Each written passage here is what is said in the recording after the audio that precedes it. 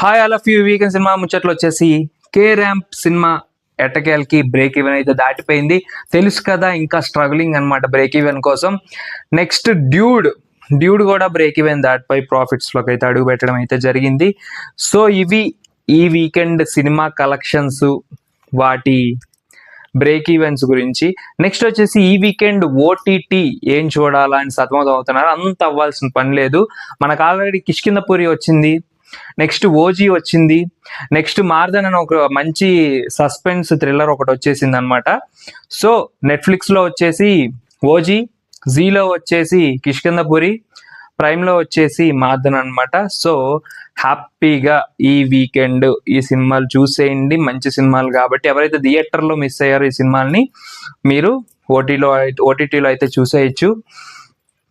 Next the biggest update ఏంటంటే, ఎల్లమ్మ నాని పోయి, నితిన్ పోయి, లాస్ట్కి శర్వానంద్ కూడా పోయి, లాస్ట్కి మన దేవిశ్రీ ప్రసాద్ గారి చేతిలో అయితే పడింది. ఏ దేవిశ్రీ ప్రసాద్ అని మీరు అంత హడావుడి అయిపోమాకండి.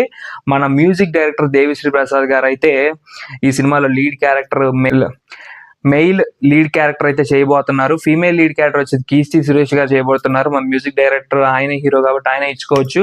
ఈ సినిమా దిల్ రాజు బ్యానర్ లో అయితే తెరకెక్కనుంది. సో ఇవి ఈ వీకెండ్ సినిమా ముచ్చట్లు. ఇలాంటి సినిమా ముచ్చట్లు మళ్ళీ చెప్పేసుకోవడానికి సబ్స్క్రైబ్ చేసుకోండి.